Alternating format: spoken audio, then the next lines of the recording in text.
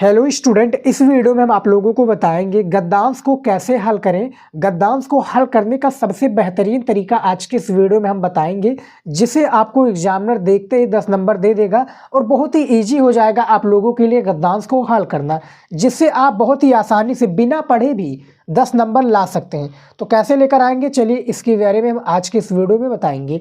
Channel को नए हैं तो चैनल को भी सब्सक्राइब कर लीजिए। इंपॉर्टेंट ट्रिक है, इससे काफ़ी जो टॉपर होते हैं ज़्यादा ये फॉलो करते हैं ट्रिक गद्यांश को हल करने में। तो यहाँ पर देखिए, सबसे पहले मैं दिखा दूँ कि बोर्ड परीक्षा में गद्यांश कैसे पूछा जाता है।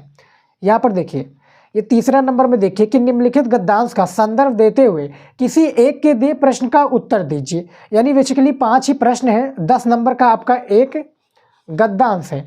10 नंबर का एक गद्यांश से 5 प्रश्न है, अथवा करके 2 दिए जाते हैं, जिनमें से किसी आपको एक करना है। जैसे मान लीजिए मुझे ये वाला नहीं पता है तो हम ये वाला करेंगे, यही अथवा वाला करेंगे कि हे प्राण, भाव ही भूमि और जन का दृढ़ बंधन है, इसी दृढ़ भीत पर राष्ट्र का भवन तैयार किया जाता है। हमें ये गद्यांश दे दिया गया। अब इसमें देखिए इसमें क्या है, बेसिकली हमें 5 प्रश्न का उत्तर देना, बाकी का हमें कुछ भी नहीं करना है। हमें 5 प्रश्न का उत्तर देना है। प्रत्येक प्रश्न पर हमें एग्जामिनर 2 नंबर देगा। तो 5 दूनी 10, 10 नंबर का आपका एक गद्यांश होता है, जिसको हल करना है। अब यहाँ पर देखिए, जिनको भी कुछ भी नहीं पता है उनके लिए भी ये ट्रिक है, जिनको सब पता है उनके लिए भी है। तो यहाँ पर देखिए, सबसे पहला प्रश्न क्या पूछा गया है कि प्रस्तुत गद्यांश के पाठ और लेखक का नाम लिखिए। यानी गद्यांश के पाठ और लेखक का नाम, यानी जो लेखक है और किस चैप्टर का, यानी जो इनके एक प्रकार के लेखक है, रचना किसने किया है, लिखा किसको है, इसके बारे में बताना है। तो हमने ये कहा है, हमें सबसे पहले गद्यांश को पढ़ना है कंप्लीट। मान लीजिए कि आपको नहीं पता कि किस चैप्टर से लिया, तो आपको गद्यांश को पूरा कंप्लीट पढ़ना है। जैसे है कि यह प्रमाण भाव ही भूमि और जन का दृढ़ बंधन है, इसी दृढ़ भीत पर, देखिए भीति पर राष्ट्र का भवन तैयार किया जाता है, इसी दृढ़ चट्टान पर राष्ट्र का चिर जीवन आश्रित रहता है, इसी मर्यादा को मानकर राष्ट्र के प्रति मनुष्यों के कर्तव्य और अधिकारों का उदय होता है, जो जन पृथ्वी के साथ माता और पुत्र के संबंधों को स्वीकार करता है, उसे ही पृथ्वी के वरदानों में भाग पाने का अधिकार है। माता के प्रति अनुराग और सेवा भाव पुत्र का स्वाभाविक कर्तव्य है। वो एक क्या है, निष्करण, यहाँ पे देखिए निष्कारण धर्म है। स्वार्थ ही पुत्र का माता के प्रति प्रेम पुत्र के अतः देखिए अंधापंथ को सूचित करता है। जो जन मातृभूमि के साथ अपना संबंध जोड़ता है, उसे अपने कर्तव्यों के प्रति पहले ध्यान देना चाहिए। तो ये सबसे पहले हमने पढ़ लिया। अब हमें चैप्टर का नाम यहाँ पर पता चल गया, क्योंकि ये जो किस चैप्टर से लिया गया, यहाँ पर हमें पूरा कंप्लीट पता चल गया कि किस चैप्टर। जैसे यहाँ पर माता भूमि की बात हो रही है, कर्तव्यों की बात हो रही है, उसके बाद में देखिए मर्यादा की बात हो रही है, माता और पुत्र की बात हो रही है, उसके बाद में यहाँ पर राष्ट्र की बात हो रही है। तो आप लोगों को इतना सारा पॉइंट पता चल गया कि किस चैप्टर से लिया गया है। सबसे फर्स्ट चैप्टर है राष्ट्र के स्वरूप से लिया गया है। इसके लेखक वासुदेव शरण अग्रवाल जी हैं। तो यहाँ पर बेसिकली हमें प्रस्तुत गद्यांश के पाठ और लेखक का नाम में संदर्भ लिखना है हमें। तो यहाँ पर हम लिखकर दिखा देते हैं कि कॉपी में कैसे लिखना है, कैसे हल करना है। जिनको नहीं पता है उनको क्या करना है, पढ़ना है। कीवर्ड देखिए आप लोग, जैसे राष्ट्र आपको पता ही होगा, फिर मनुष्यों के बारे में, इसके बाद में यहाँ पर देखिए माता भूमि, कर्तव्य, माता और पुत्र, तो ये राष्ट्र के स्वरूप में ही लिया गया है ना भैया। तो यहाँ पर देखिए, सबसे पहला हमारा प्रश्न रहेगा, क्या रहेगा, सबसे पहला प्रश्न डालेंगे। यहाँ पर देखिए 2 तरीका मैं आपको बताने वाला हूँ संदर्भ लिखने का। सबसे फर्स्ट तरीका रहता है कि सिर्फ पाठ का नाम लिख दो।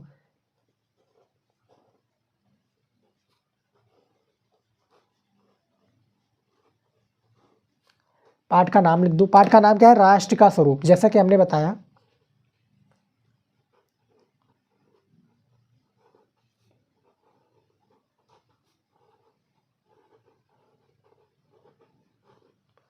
राष्ट्र का स्वरूप, उसके बाद में लेखक का नाम लिख देंगे, डायरेक्ट लिख देंगे, 2 नंबर हमें मिल जाएगा।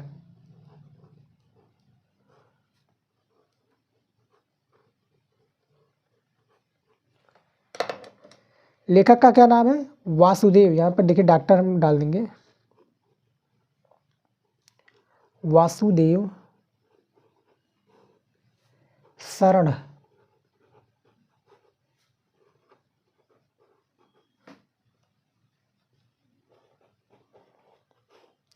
यहाँ पर हमें 2 नंबर मिल जाएगा। एक और तरीका होता है जिसको हम क्या है, संदर्भ के नाम से जानते हैं। ऐसे संदर्भ, संदर्भ में हमारा क्या रहेगा कि प्रस्तुत गद्य अवतरण हमारी पाठ्य पुस्तक के, यानी इस तरह से हम लिखेंगे कि प्रस्तुत गद्य अवतरण हमारी पाठ्य पुस्तक के गद्य भाग में संकलित भारतीय संस्कृत के अध्येता डॉक्टर वासुदेव शरण अग्रवाल के द्वारा लिखा राष्ट्र के स्वरूप शीर्षक निबंध से अवतरित है, या कविता से कुछ भी कह लीजिए। तो इसके बारे में ऐसे आपको लिख देना है। एक और तरीका होता है, हमने संदर्भ काफ़ी वीडियोज़ में बताया है। तो सबसे वाला जो इजी वाला, देखिए आप इजी को फॉलो कीजिए, आपको कुछ भी नहीं आ रहा तो आप ये वाला अपना लीजिएगा। 2 नंबर आपको इसमें भी एग्जामिनर देगा, ये नहीं कि 2 नंबर आपका दे ही ना नंबर काट ले। तो ये वाला आप इजी वाला अपनाइएगा। हमने वो वाला भी तरीका बता रखा है, जिनको पास टाइम है वो वाला कर लीजिए संदर्भ, जैसे प्रस्तुत गद्य अवतरण पाठ्य पुस्तक, नहीं तो आप ये वाला कर लीजिएगा। ईजी है, सबसे आसान है और सबसे आसान ही आपको देखना है। उसके बाद में देखिए दूसरा है रेखांकित अंश की व्याख्या। अब देखिए मान लेते हैं जिनको नहीं पता है तो रेखांकित अंश की व्याख्या वाला थोड़ा आपको छोड़ देना, यानी गैप कर देना, नहीं तो आपको छोड़ देना है उसमें। हम आपको बताएंगे आगे कैसे इसको करना है। उसके बाद में देखिए तीसरा प्रश्न है कि पृथ्वी के साथ किस प्रकार का संबंध है ये रखना चाहिए। पृथ्वी के साथ यहाँ पर बात हो रही है।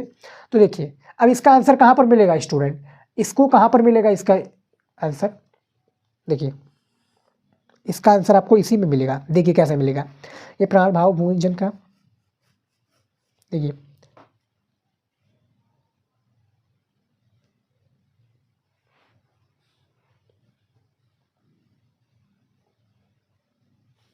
यहाँ से माता के प्रति अनुराग और सेवा भाव पुत्र की स्वाभाविक कर्तव्य है।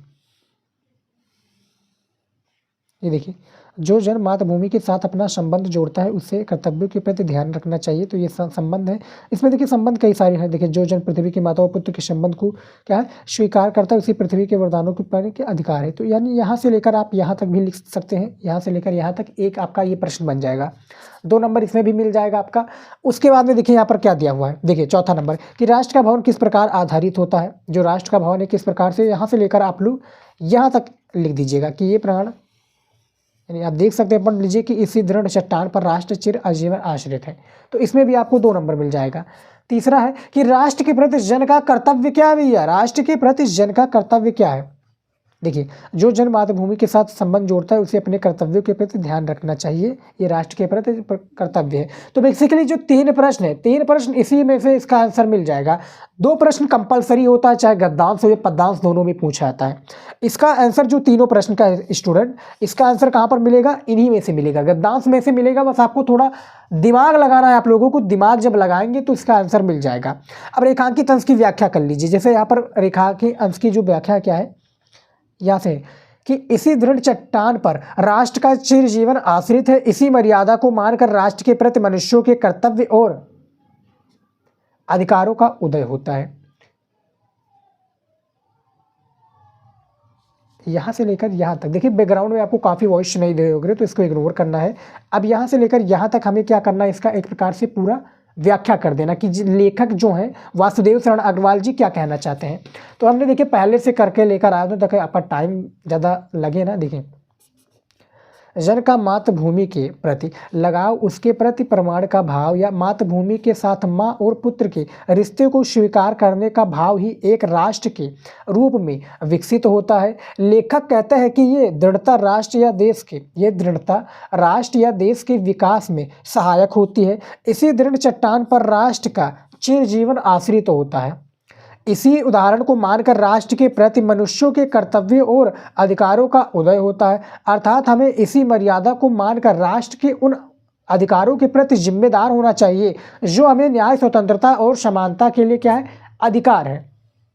तो ये रेखांकित अंश की व्याख्या स्टूडेंट देख सकते हैं, जो कि एक एक्चुअली स्टूडेंट ने किया है। इसी तरीके से आपको करना है। अब आप लोगों को नहीं पता है, यानी जिनको पता है तो हमने बता दिया है, जिनको नहीं पता है क्या करना है, रेखांकित अंश की यानी यहाँ से लिखकर जो रेखा खींची हुई है उसी को कॉपी में लिख दीजिए। आप इतना लिख देंगे तो मान लीजिए 2 नंबर नहीं तो 1 नंबर तो आपका कंफर्म है, क्योंकि आपने मेहनत किया है।